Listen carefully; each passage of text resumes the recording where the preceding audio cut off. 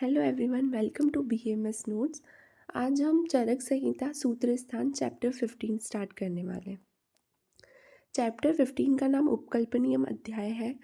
इसका नाम उपकल्पनियम क्यों है? क्योंकि इसके पहले चैप्टर 13 और चैप्टर 14 में हमने स्नेहन और स्वेदन पढ़ा है। स्नेहन और स्वेदन की सारी कल्पनाओं के बाद अब वमन और विरेचन की कल्पनाएं हम इस चैप्टर में पढ़ने वाले हैं। इसलिए इस चैप्टर का नाम है उपकल्पनीय अध्याय। ये इम्पॉर्टेंट इसलिए है क्योंकि इसमें आतुरालय का वर्णन मिलता है। आतुरालय मीन्स हॉस्पिटल। ठीक है, हॉस्पिटल कैसा होना चाहिए, कैसे बना होना चाहिए, उसका वर्णन इस चैप्टर में मिलता है। तो ये रेफरेंस के तौर पे याद रखना है हमें कि आतुरालय का वर्णन चरक सूत्र चैप्टर 15 में बताया गया है। अब इसमें सबसे पहले क्यों ज़रूरी है, किसी का भी अगर हम वमन विरेचन प्लान कर रहे हैं किसी भी पेशेंट का, तो उससे पहले सारी सामग्री, जो भी उसमें चीज़ें, औषधि लगेगी, जो भी सामान लगेगा, उसको पहले से ही इकट्ठा करके रखना क्यों ज़रूरी है, उसके बारे में बताया है। तो अगर हम किसी का वमन विरेचन प्लान कर रहे हैं तो उसको हमें पहले ही इकट्ठा करना है, ताकि अगर हम उसका वमन विरेचन कर रहे हैं, इस बीच में कोई प्रॉब्लम आती है, कोई उपद्रव आता है, कोई कॉम्प्लिकेशन आता है या कुछ भी गड़बड़ होती है, तो हम जल्दी से जल्दी उसको ठीक कर सकें। अब उसको ठीक कैसे करेंगे? जब सारा सामान हमारे पास पहले से ही अवेलेबल होगा, तभी हम उसको ठीक कर सकेंगे। अगर इकट्ठा पहले से नहीं करके रखा है तो क्या होगा? अगर पेशेंट को कुछ प्रॉब्लम हो रही है, कोई उपद्रव हो रहा है, तो अगर जो सामान की दुकान है, अगर वो पास में भी होगी, पैसे भी होंगे, तो भी हम जल्दी से उसको ठीक नहीं कर पाएंगे। ठीक है, मतलब सब कुछ अवेलेबल होते हुए भी हम उस पेशेंट को ठीक नहीं कर पाएंगे, उसके उपद्रव को शांत नहीं कर पाएंगे। इसलिए ज़रूरी है कि जो भी सामग्री है, जो भी सामान है, जो भी औषध द्रव्य है, उन सबको हम पहले ही प्रिपेयर करके इकट्ठा करके रख लें। अब इस बात पे जो अग्निवेश है, उनकी आशंका है, उनका एक डाउट है जो वो आत्रेय पुनर्वसु से पूछ रहे हैं, क्लियर कर रहे हैं। वो कह रहे हैं कि अगर हम औषध का ठीक से प्रयोग करेंगे तो सफल होंगे, मतलब जो वमन विरेचन है वो ठीक से हो जाएगा, और ठीक से प्रयोग नहीं करेंगे तो उपद्रव होंगे, कॉम्प्लिकेशंस होंगे। ठीक है, लेकिन ऐसा ज़रूरी तो नहीं, ऐसा हर बार ज़रूरी नहीं है कि औषध को ठीक से यूज़ करो तो हमेशा वो सफल ही हो। कभी कभी औषध ठीक से यूज़ करने पे भी उपद्रव आ जाते हैं, और कभी कभी ठीक से कोई नहीं भी यूज़ करता है तो भी सब ठीक से हो जाता है वमन विरेचन। तो इसका कोई निश्चित नियम नहीं है। तो फिर इस केस में क्या करना चाहिए, कैसे ऐसा करें कि ज़्यादा चांसेस यही हो कि जो हम चिकित्सा कर रहे हैं, पेशेंट का जो संशोधन वमन विरेचन प्लान किया है वो सफल हो ही। तो आत्रेय पुनर्वसु इसमें आंसर करते हैं, उसका सल्यूशन बताते हैं कि जो भी ज्ञानी वैद्य है, ज्ञानी वैद्य मतलब आत्रेय पुनर्वसु, अग्निवेश, आचार्य चरक, इनकी बात चल रही है। जो ज्ञानी वैद्य हैं उनको वमन विरेचन प्लान करने से पहले ये 11 परीक्षीय, सूक्ष्म परीक्षीय भाव को देखना चाहिए, मतलब परीक्षा करनी चाहिए, टेस्ट करना चाहिए। ठीक है, एनालिसिस करना चाहिए इन 11 बातों पे: दोष, औषध, देश, काल, बल, शरीर, आहार, साथ में सत्व, प्रकृति और वय। इन 11 चीज़ों को अगर अच्छे से, इन 11 चीज़ों की परीक्षा की, तो ज़्यादा चांसेस यही हैं कि वो औषध जो यूज़ कर रहे हो उसका सम्यक योगी होगा, वो सफल ही होगा। मतलब जो तुमने ट्रीटमेंट प्लान किया है वो सफल होगा, प्रॉपरली अच्छे से वमन विरेचन हो जाएगा पेशेंट का। लेकिन ये जो 11 सूक्ष्म परीक्षीय भाव हैं, इनकी नंबरिंग याद रखनी है कि 11 सूक्ष्म परीक्षीय भाव होते हैं। ठीक है, लेकिन ये जो चीज़ है ये तो ज्ञानी वैद्यों के लिए ही है। ठीक है, ये जो 11 सूक्ष्म परीक्षे भाव है, इनको एनालिसिस करना कोई छोटी बात नहीं है किसी पेशेंट में, बहुत ज़्यादा। जो ज्ञानी वैद्य भी होता है, जिसको सब कुछ आता है, वो भी प्रॉपर कभी कभी इनको परीक्षा करते टाइम थोड़ा घूम जाता है। तो ये तो नॉर्मल बात नहीं है हर किसी के लिए। हर कोई इस चीज़ को अप्लाई नहीं कर सकता, हर कोई इस चीज़ को प्रॉपर परीक्षा करके औषध का यूज़ नहीं कर सकता। तो जो अल्प बुद्धि वाले हैं, अल्प बुद्धि मतलब जिनको नहीं इतना ज्ञान है, तो उन लोगों के लिए हम ऐसा क्या करें कि वो लोग जो भी औषध का यूज़ करें वो ठीक से करें। तो उन लोगों के लिए औषधि के सम्यक प्रयोग का प्रकार बताया है। आत्रेय पुनर्वसु ने इस चैप्टर में औषधि के सम्यक प्रयोग का प्रकार बताया। सम्यक प्रयोग मतलब औषधि कितनी यूज़ करनी है, कैसे यूज़ करनी है, वो सब हम इस चैप्टर में पढ़ेंगे। ठीक है, और असम्यक से जो उपद्रव क्रिएट होंगे, मतलब अगर औषधि को ठीक से यूज़ नहीं किया, असम्यक यूज़ हुआ, तो उससे जो कॉम्प्लिकेशन होंगे, उपद्रव होंगे, उनकी शांति के लिए क्या करना चाहिए। अब वो उन कॉम्प्लिकेशंस को ठीक करने के लिए हमें क्या करना है, ये भी उन्होंने बताया है, लेकिन ये हम पढ़ेंगे सिद्धि स्थान में। तो अभी के लिए इस चैप्टर में हमें क्या पढ़ना है कि औषधि के सम्यक प्रयोग का प्रकार पढ़ना है, कि औषधि को ठीक से कैसे यूज़ करना है। उसके बाद इसमें आता है आतुरालय का वर्णन। आतुरालय मतलब होता है हॉस्पिटल, ठीक है। हॉस्पिटल का वर्णन इस चैप्टर में मिलता है। अब इसमें सबसे पहले कोटेशन याद रखना है, दृढ़म निवातम प्रवाते देशम। इसका मतलब क्या है कि ये जो कोटेशन है ना, ये हर जगह अप्लाई होता है। तुम सूती का गाल पढ़ोगे, व्रणिता गाल पढ़ोगे, कोई भी आलय कोई भी गाल पढ़ोगे ना कि किसी भी रूम का किसी भी हॉस्पिटल का क्रिएट कैसे करना है, तो उसमें कोटेशन हर जगह काम आएगा। तो इसका मतलब क्या है कि जो हॉस्पिटल होगा जो बनेगा वो कैसा होना चाहिए, दृढ़ होना चाहिए। दृढ़ मतलब मजबूत होना चाहिए। वायु के झोंके से सुरक्षित होना चाहिए। वायु के झोंके से सुरक्षित मतलब कि जो वायु का एकदम जो झोंका आता है ना, एकदम जैसे तेज़ वायु चली तो एकदम झटके से वायु नहीं अंदर आनी चाहिए, ठीक है। उसके बाद जो हॉस्पिटल बनेगा वो कौन बनाना चाहिए, वास्तुविद्या में जो निपुण व्यक्ति है उसको बनाना चाहिए। मतलब जो इंजीनियर होगा, जो क्रिएट करेगा हॉस्पिटल की डिज़ाइनिंग करेगा, वो कौन होना चाहिए, वास्तुविद्या में निपुण व्यक्ति होना चाहिए, जिसको वास्तुविद्या का ज्ञान हो। वास्तुविद्या मतलब किस डायरेक्शन में कौन सी चीज़ें बनी हुई होनी चाहिए, वो सब। उसके बाद जो वायु का प्रवाह है वो हमारी इच्छा अनुसार होना चाहिए, ठीक है। मतलब उसके लिए खिड़की बनी हुई हो, रोशनदान बना हो कि वहाँ से हल्की हल्की हवा का प्रवाह भी होता रहे। उसके बाद रोगी को ऐसा होना चाहिए कि रोगी आराम से वहाँ पर घूम फिर सके, मतलब इतना स्पेस होना चाहिए कि रोगी अच्छे से चल फिर सके। विशालकाय के बीच ना हो। विशालकाय मतलब कि ऐसा नहीं होना चाहिए कि बिल्कुल बड़े बड़े घरों के बीच में है, कि वहाँ सारी आवाज़ें आ रही है, डिस्टर्बेंस हो रहा है। और ऐसा भी नहीं होना चाहिए कि एकदम पहाड़ों के ऊपर है, कि कोई पेशेंट वहाँ पहुँच ही ना पाए, ठीक है। तो विशालकाय के बीच ना हो, जहाँ पर धुआं, धूप, वर्षा का पानी, धूल ये सब नहीं आ सके। तो ये बेसिक चीज़ें हैं। उसके बाद अप्रिय उद्वेजक शब्द स्पर्श रूप रस गंध हो। वहाँ पर गंदी स्मेल नहीं आनी चाहिए, गंदगी नहीं होनी चाहिए, उल्टी सीधी बहुत ज़्यादा आवाज़ें नहीं आनी चाहिए, ठीक है। आग वाग नहीं लगी हो या लगने के चांसेस हो, तो ऐसी जगह होनी चाहिए। उसके बाद ये वाली चीज़ें हैं, वहाँ पर पेयजल का स्थान हो, पानी पीने के लिए एक अलग सेक्शन बना हुआ हो, उखल हो, मूसल हो, मतलब जो भी औषधियाँ बनाने के लिए इंस्ट्रूमेंट्स, जो भी चीज़ें यूज़ होती है वो सब अवेलेबल होनी चाहिए। शौचालय होना चाहिए, मतलब वॉशरूम्स वगैरह प्रॉपर बने हुए होने चाहिए। रसोई घर, किचन होना चाहिए। और सुंदर स्नानघर मतलब बाथरूम वगैरह भी होना चाहिए। तो ये सारी चीज़ों के लिए अलग अलग सेक्शंस बने हुए हों, अलग अलग रूम्स हो, ठीक है। उसके बाद आता है संशोधन का पूर्व क्रम। संशोधन का पूर्व क्रम में क्या, कि संशोधन अगर किसी का करना है, वमन विरेचन, तो उससे पहले हमें क्या करना चाहिए। तो इसमें एक कोटेशन आता है, इम्पॉर्टेंट है, वा व्याधि कंचित तीव्रतर सहसा अभ्याग गच्छेत मेव। इसका मतलब है कि अगर किसी पेशेंट का आपने वमन विरेचन प्लान किया है, तो उससे पहले हम क्या करेंगे, स्नेहन स्वेदन करेंगे, उसको वमन विरेचन के लिए योग्य बनाएंगे, प्रिपेयर करेंगे। लेकिन अगर इस बीच कोई प्रॉब्लम आती है, कोई व्याधि आ जाती है, कोई रोग आ जाता है, कोई कॉम्प्लिकेशन आता है, तो उसके बाद उस चीज़ को कंटिन्यू नहीं करना है। ऐसा नहीं करना है कि कोई पेशेंट है, उसका स्नेहन स्वेदन किया, अब उसको कोई प्रॉब्लम हो रही है फिर भी उसका वमन विरेचन करवा रहे हो। उसको पहले क्या करना है, जो प्रॉब्लम हुई है, जो व्याधि उत्पन्न हुई है, तीव्र व्याधि, उसको पहले ठीक करना है, ठीक है। अगर उसको पहले ठीक, मतलब उसको पहले ठीक करोगे, उसके बाद ही आगे का प्रोसीजर स्टार्ट करना है। ये होता है पूर्व कर्म। अब आ जाओ वमन कर्म पे। अब वमन कर्म कैसे स्टार्ट करना है, सबसे पहले सारा सामान इकट्ठा कर लेना है, जो भी सामग्री है उसको एकत्रित कर लेना है। उसके बाद पेशेंट का स्नेहन स्वेदन करना है वमन विरेचन कराने से पहले। स्नेहन स्वेदन के बाद अगर इस बीच कोई प्रॉब्लम आ रही है तो उसको ठीक करना है।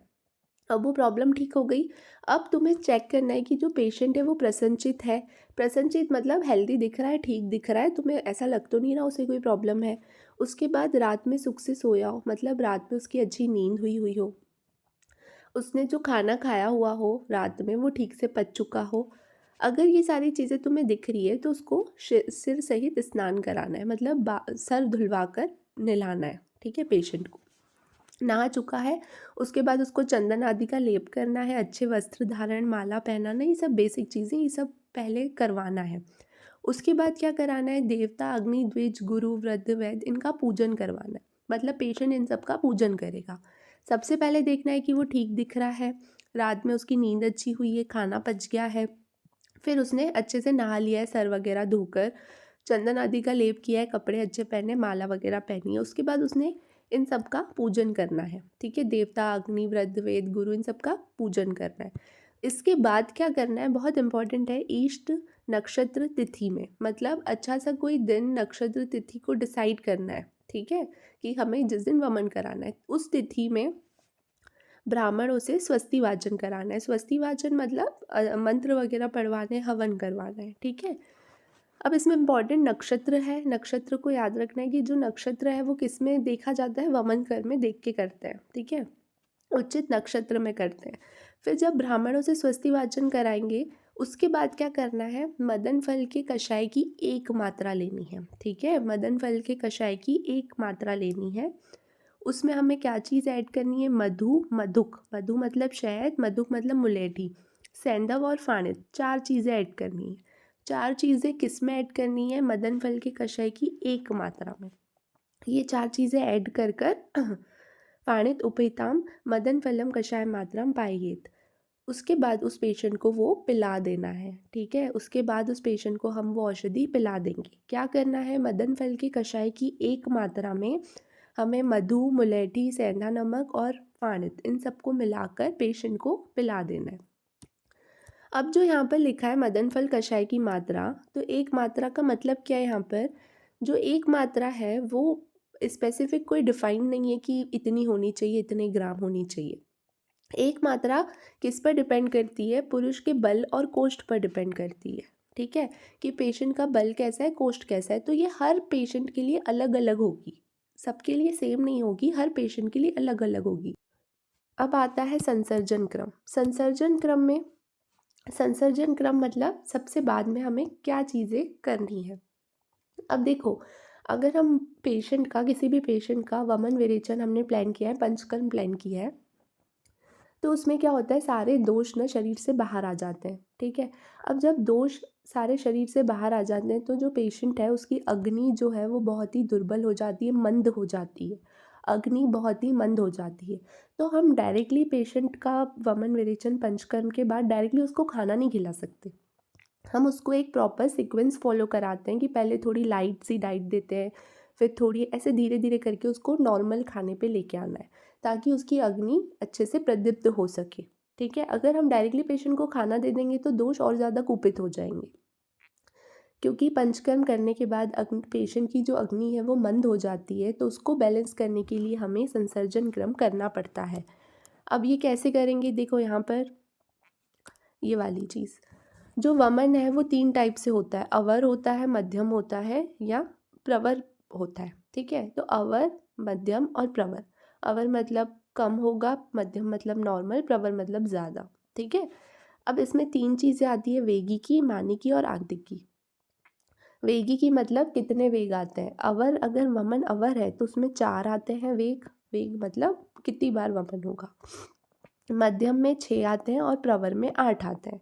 मानिकी मतलब कि अवर में कितना क्वांटिटी में जो मल है वो निकलेगा, कितना मल निकलेगा, ठीक है। तो 1 प्रस्थ निकलता है अवर में, मध्यम में 1.5 प्रस्थ, 1.5 प्रस्थ और प्रवर में 2 प्रस्थ। आंतिकी मतलब लास्ट में क्या निकलेगा, ठीक है। तो वमन में लास्ट सबसे पहले कफ निकलता है, फिर पित्त, फिर वात। और वमन हम कब तक कराते हैं, पित्तांत दर्शन तक। मतलब किसी पेशेंट को वमन होगा तो लास्ट में जो लास्ट के वेग होंगे उसमें हमें बिल्कुल ग्रीन ग्रीन कलर का मल दिखने लगेगा वमन में, ठीक है। तो उससे हमें ये पता चलता है कि जो वमन है वो कहाँ तक हुआ है, पित्तांत तक हो चुका है। उसके बाद सेम चीज़ विरेचन में अवर, मध्यम और प्रवर, इसमें वेग कितने आएंगे, अवर में 10, मध्यम में 20 और प्रवर में 30।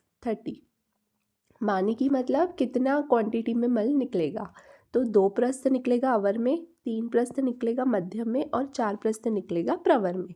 आंतिकी मतलब अब विरेचन में क्या सीक्वेंस होता है, विरेचन जो है वो किसकी शोधन चिकित्सा है, पित्त की, ठीक है।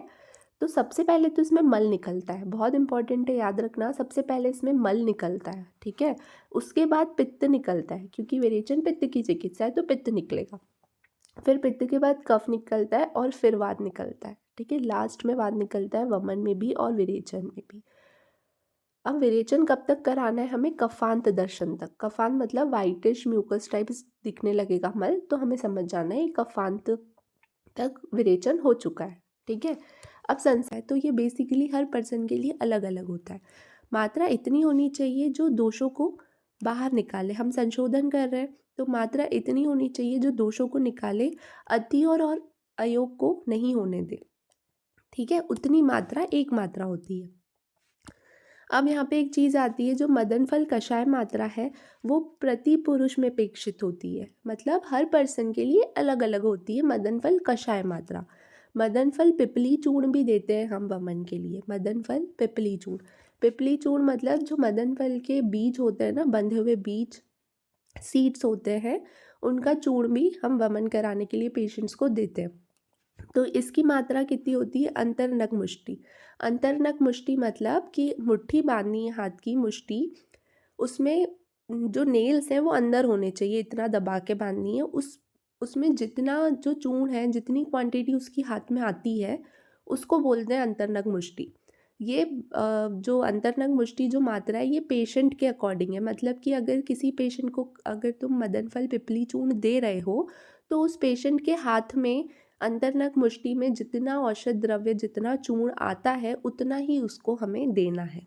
ठीक है, अब इसकी विधि बहुत इम्पॉर्टेंट है, कैसे होगा?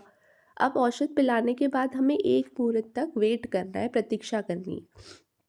एक मुहूर्त मतलब 48 मिनट्स तक हमें वेट करना है औषध पिलाने के बाद। उसके बाद सबसे पहले ये स्टेप वाइज होता है वमन। वमन जो होता है वो स्टेप वाइज होता है। तो सबसे पहले हमें पसीना आना, सबसे पहले पेशेंट को पसीना आना। तो इससे हमें क्या समझना है कि जो दोष हैं वो पिघल रहे हैं। ठीक है, बहुत इंपॉर्टेंट है ये पसीना आना। सबसे पहले पसीना आएगा पेशेंट को, तो इससे हमको क्या समझना है कि जो दोष है वो पिघल रहे हैं। शरीर में रोमांच मतलब कि गूज बम्स आएंगे, रोमांच होगा, तो इससे हमें समझना है कि दोष अपने स्थान से चल दिए, मतलब जो दोष है उनमें मूवमेंट होना स्टार्ट हो गया है। उदर में आद्यमान, उदर में आद्यमान मतलब कि पेट में अजीब अजीब ऐसे हवा टाइप्स लगेगा, गुड़गुड़ टाइप्स होगी, तो इससे हमें समझना है कि जो दोष हैं वो उदर में आ गए हैं। ठीक है, जो दोष है वो उदर में आ गए हैं। फिर लास्ट में होगा जी मचलना और मुंह से पानी छूटने लगना, मतलब एक्सेसिव सलाइवेशन होगा, नौशिया फीलिंग आएगी एकदम। अगर नॉर्मल भी किसी को उल्टी आती है तो ये फीलिंग्स आती है। ठीक है, मतलब एकदम उल्टी होने से पहले बहुत अजीब अजीब लगता है, बहुत ज़्यादा एक्सेसिव सलाइवेशन होता है, मुंह में पानी आता है, बहुत ज़्यादा सलाइवा सिक्रीट होती है। तो इससे हमको क्या समझना है कि जो दोष है वो ऊर्ध्वमुख हो गए, ऊपर की तरफ आने लगे हैं। ठीक है, फिर उस व्यक्ति को क्या करना है? जानू जितनी चारपाई या स्टूल वगैरह पे बिठाना है। जानू जितनी मतलब जितना हमारा नी होता है, ठीक है, घुटना जो होता है नी, उतनी बड़ी, उतनी ऊंचाई पर हमें पेशेंट को बिठा देना है। फिर आगे क्या करना है? अब उसका सहयोगी हमें नियुक्त करना है। सहयोगी मतलब पेशेंट के साथ जो भी कौन होगा। ठीक है, तो उसको हम कैसे सिलेक्ट करेंगे? उसका सिलेक्शन हम कैसे करेंगे? तो मित्र वर्ग का होना चाहिए। ठीक है, मित्र वर्ग के लोगों को नियुक्त करना है, मतलब उसका फ्रेंड, फैमिली मेम्बर कुछ ऐसा होना चाहिए जो अच्छे से उसको सहारा दे सके पेशेंट को। अब नॉर्मल भी अगर उल्टी आती है तो हमारे फैमिली में मम्मी पापा रहते हैं, अगर हमें उल्टी आती है तो हम क्या करते हैं? हम खुद ही अपने सर को पकड़ लेते हैं, क्योंकि सर एकदम बहुत भारी सा हो जाता है, दुखने लगता है उल्टी आती है तो पेशेंट का जो सहयोगी होगा वो क्या उसका क्या काम है, उसकी क्या ड्यूटीज़ है? तो वो ललाट को पकड़े रहे। ललाट मतलब हमारे फोरहेड को, टेम्पोरल जो रीजन होता है उसको पकड़ के रखें जब पेशेंट उल्टी करे, तो ये उसका काम है। उसके बाद नाभि दबाना है, पीठ को नीचे से ऊपर मर्दन करना है। पीठ पे मतलब पीछे साइड पे नीचे से ऊपर मर्दन करना है, ऊपर की तरफ करना है। ठीक है, ताकि उसको अच्छे से उल्टी हो सके, वमन कर्म अच्छे से हो सके। तो ये पेशेंट के जो सहयोगी होता है उसका काम होता है। वमन प्रवर्तनार्थ मतलब कि अगर वमन के जो वेग है वो नहीं आ रहे हैं, या उसको हमें लाने हैं, किसी पेशेंट को हमने औषधि दी, उसको ठीक से वेग नहीं आ रहे हैं, बिल्कुल ही नहीं आ रहे हैं, अब हमको उसको लाना है वमन को, तो कैसे करें? वेगों को कैसे लेकर आए? तो सुपरिलिखित नखाभ्याम अंगुलिभ्याम, इसका मतलब है अच्छी तरह से जो नेल्स कटे हुए होते हैं, ऐसी 2 फिंगर्स लेनी है, 2 उंगलियां, 2 अंगुली ऐसी वाली जिनके नेल्स वगैरह अच्छे से कटे हुए हों। ठीक है, उसके बाद या तो फिर ये लेना है, या तो फिर उत्पल, उत्पल मतलब कमल, कुमुद या सौगंधिक। ठीक है, इनके क्या लेने, डंठल लेने, डंठल मतलब छोटा सा स्टेम या ब्रांच का कोई पार्ट लेना है छोटा सा। इसको हमें क्या करना है, कंठमाभि स्पर्शनम, कंठनाभि स्पर्शनम मतलब कि गले के अंदर, कंठ के अंदर उसको स्पर्श करवाना है, टच करवाना है, ठीक है। गले के बाहर नहीं, गले के अंदर, कंठ के अंदर साइड पे, ठीक है। या तो 2 फिंगर्स से करो या तो फिर कमल, सौगंधिक, कुमुद, इनकी डंठल से कंठ के भीतर हमको स्पर्श कराना है। तो इससे जो वमन है वो ठीक से हो जाएगा, जो वेग है वो प्रॉपरली हो जाएंगे पेशेंट को।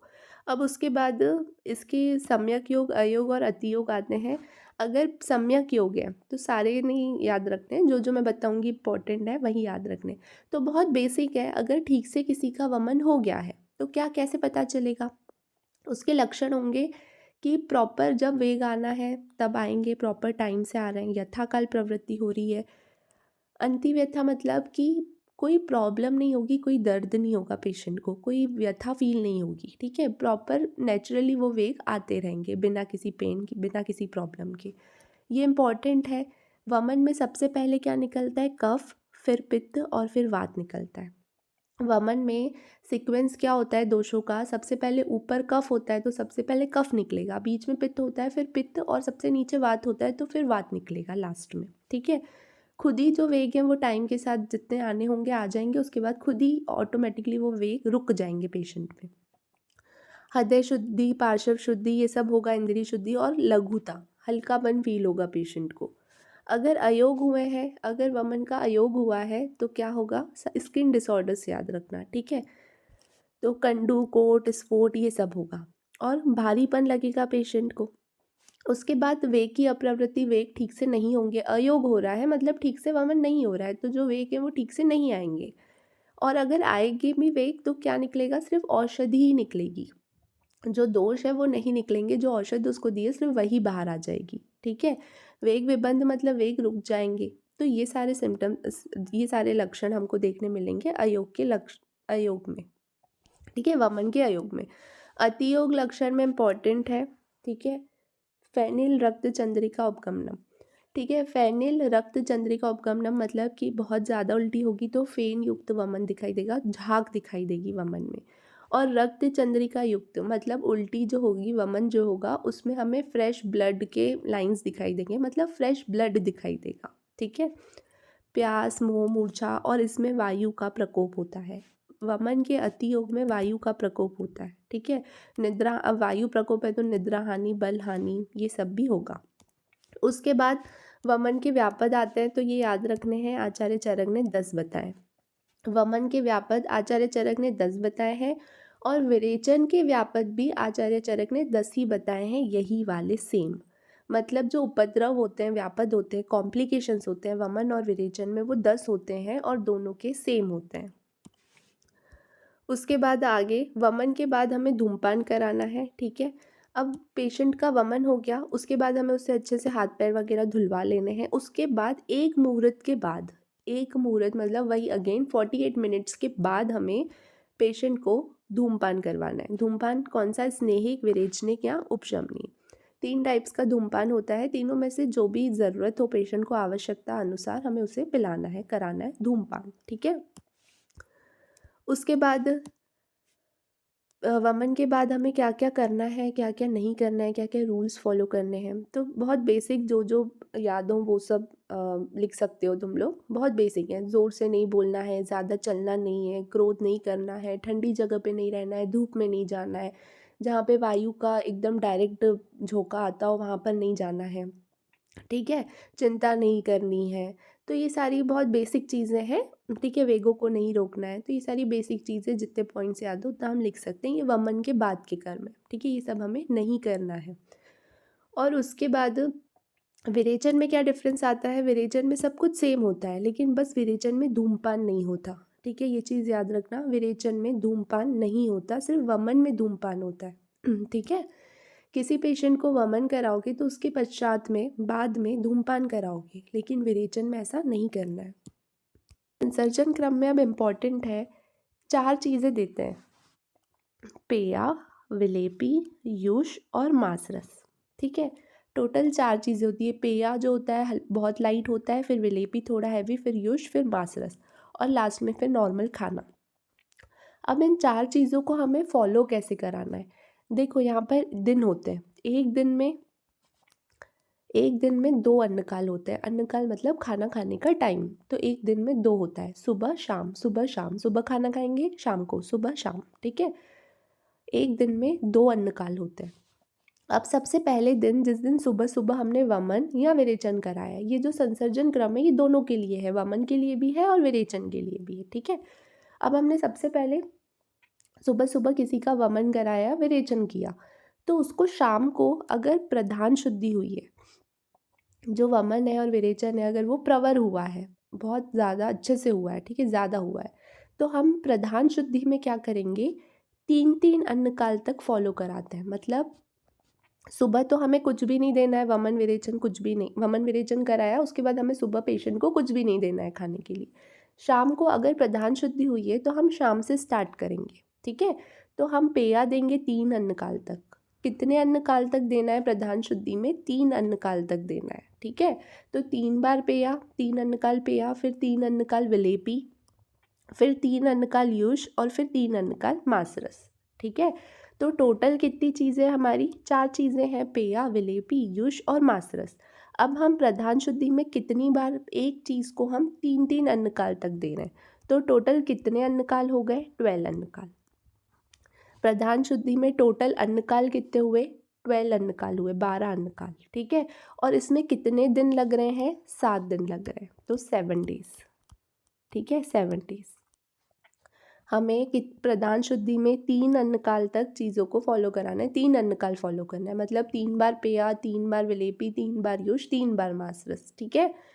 टोटल कितने अन्नकाल होंगे? 12 अन्नकाल हमको पेशेंट को फॉलो करवाना है।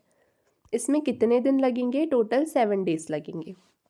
अगर मध्यम शुद्धि है तो मध्यम शुद्धि में हम 2 अन्नकाल तक फॉलो कराएंगे, 2 अन्नकाल तक, ठीक है। 2 बार पेया, 2 अन्नकाल विलेपी, 2 बार युष और 2 बार मासरस, ठीक है। अब टोटल कितनी चीज़ें हैं? 4, पेया, विलेपी, युष और मासरस, 4। अब मध्यम शुद्धि में हम कितनी बार दे रहे हैं, कितने अन्नकाल फॉलो करा रहे हैं? 2 बार। तो टोटल अन्नकाल कितने हुए? 8, ठीक है, 8 अन्नकाल टोटल हुए। अब इसमें टोटल कितने डेज लग रहे हैं? 5 डेज लग रहे हैं, ठीक है। मध्यम शुद्धि में हम 2 अन्नकाल तक फॉलो करवा रहे हैं। टोटल अन्नकाल कितने हो रहे हैं? 8 हो रहे हैं टोटल अन्नकाल। और टोटल कितने डेज लग रहे हैं इसमें? 5 डेज लग रहे हैं मध्यम शुद्धि में। उसके बाद अवर में हम कितनी बार फॉलो कराएंगे? सिर्फ 1 अन्नकाल तक फॉलो कराएंगे। अब टोटल 4 चीज़ें हैं, कितने अन्नकाल? 1 अन्नकाल, ठीक है। कितने अन्नकाल होंगे टोटल? 4। टोटल 4 अन्नकाल होंगे, ठीक है। इसमें कितने डेज लग रहे हैं? 3 डेज लग रहे हैं, ठीक है। इसमें हम अवर शुद्धि में 1 बार 1 अन्नकाल तक फॉलो करा रहे हैं, मतलब 1 बार पेया, 1 बार विलेपी, 1 बार युष, 1 बार मासरस। टोटल 4 अन्नकाल हो रहे हैं और 3 डेज लग रहे हैं, ठीक है। तो यही होता है हमारा संसर्जन क्रम। इसमें बस याद रखना है, प्रधान शुद्धि में कितने दिन लग रहे हैं? 7 डेज, मध्यम में 5 डेज और अवर में 3 डेज। और कितने अन्नकाल हो रहे हैं टोटल? प्रधान में 12 अन्नकाल हो रहे हैं, 12, मध्यम में 8 और अवर में 4, ठीक है। और प्रधान शुद्धि में कितने अन्नकाल तक हम फॉलो करा रहे हैं? 3 अन्नकाल तक, मध्यम में 2 और अवर में 1 अन्नकाल, ठीक है। अब इसमें हमें एक चीज़ याद रखनी है, अकृत्युष और कृत्युष। अकृत्युष का मतलब होता है झोंका लगाना, तड़का लगाना। जैसे हम दाल बनाते हैं तो लास्ट में उस पर तड़का लगाते हैं ना, तो वैसे ही अकृत मतलब बिना तड़के के और कृत मतलब होता है तड़का लगा के, घी का, जीरा वगैरह इन सब का तड़का लगा के देना है। तो प्रधान शुद्धि में हम 3 अन्नकाल तक फॉलो करा रहे हैं।